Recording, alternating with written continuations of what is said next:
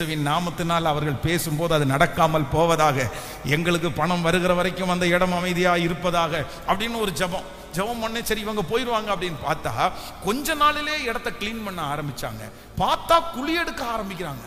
அப்போ பக்கத்தில் இருக்கவங்கள்ட்ட போய் விசாரிச்சா, சார் இதில் ஒரு பெரிய அப்பார்ட்மெண்ட் வரப்போகுது அப்படின்னாங்க. உடனே இயேசுவின் நாமத்தினால இந்த ப்ராஜெக்ட் நிற்கட்டும் ஆண்டவரே, இந்த அப்பார்ட்மெண்ட் கட்டுறவங்களுக்கும் ஓனருக்கும் உள்ள ஒரு வாக்குவாதம் வரட்டும், ஒரு சண்டை வந்து அது உடனே எங்க பக்கமா திரும்பட்டும், கத்த செஞ்சா அப்படி கூட செய்வாருங்க அப்படின்னு ஜெபம் பண்ண. அது பார்த்தா ஃபர்ஸ்ட் ஃப்ளோர் வந்துச்சு, செகண்ட் ஃப்ளோர் வந்துச்சு, 3வது ஃப்ளோர் கட்டி முடியும் போது அப்புறம் ஒரு ஜெபம், ஒருவேளை மொட்டை மாடி 3 மாடியும் மேலே கொடுத்துருவாரா அப்படின்னு சொல்லிட்டு ஒண்ணுமே நடக்கல.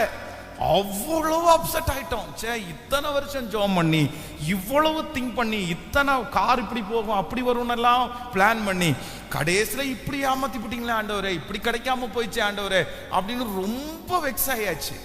வருஷங்கள் தாண்டிருச்சு. கிட்டத்தட்ட ஒரு 18 வருஷம் தாண்டினதுக்கு அப்புறம் எந்த இடம் கிடைக்குதுன்னா இந்த இடம் கிடைக்குது. ஸோ இப்போ இந்த இடம் வந்ததற்கு பிற்பாடுதான் இப்போ என்ன யோசிக்கிறேன் அப்படின்னு சொன்னா, நீங்க ரொம்ப பெஸ்டா பண்ணியிருக்கிறீங்க ஆண்டவரே. நீங்க தராதது என்னுடைய ஜெபத்தை கேட்காதது நல்லது ஆண்டவரே. ஆண்டவருடைய பிள்ளைகளே, சில ஜெபத்தை ஆண்டவர் கேட்காததை குறித்து நமக்கு ரொம்ப கஷ்டமா இருக்கும். ஏன் ஆண்டவரே எனக்கு மட்டும் இந்த ஜெபத்தை நீங்க கேட்க மாட்டேங்கிறீங்க? நான் நல்லா தானே ஜெபம் பண்றேன், நான் இவ்வளவு ஜெபம் பண்ணி உங்க சமூகத்துல வந்து எட்டலையா?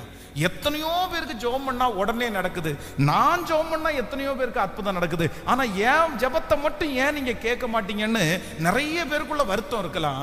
ஆனா ஒண்ணு நினைச்சுக்குங்க, சில ஜெபத்தை ஆண்டவர் கேட்காம இருக்கிறது கூட கண்டிப்பா நல்லதுக்கு தாங்க கேட்காம இருக்கிறாரு.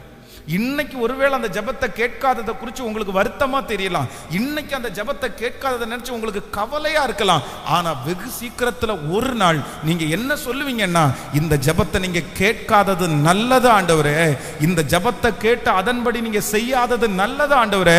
இன்னைக்கு இவ்வளவு பெரிய காரியத்தை கொடுக்கறதற்காகத்தான் அன்னைக்கு அந்த ஜெபத்தை நீங்க ரிஜெக்ட் பண்ணீங்க, எனக்கு ஒரு பெரிய ஆசீர்வாதத்தை வைக்கிறதுனால தான் அந்த ஜெபத்தை நீங்க தடுத்து நிறுத்துனீங்கன்னு நீங்க சாட்சி சொல்லுகிற அளவிற்கு கர்த்தர் கொண்டு வந்து நிறுத்துகிறதற்கு கர்த்தர் வல்லவராய் இருக்கிறார். காரணம், அவர் ஜெபத்தை கேட்கிற தேவன், அவர் ஜெபத்தை கேட்கிற தேவன். அதனால நம்முடைய ஆண்டவர் என்ன உள்ளவர் அப்படின்னா, ஞானமுள்ள ஒரு தகப்பனா இருக்கிறார். ஹல்லேலூயா. கைகளை உயர்த்தி ஒரு ஹல்லேலூயா, முழு பலத்தோடு ஹல்லே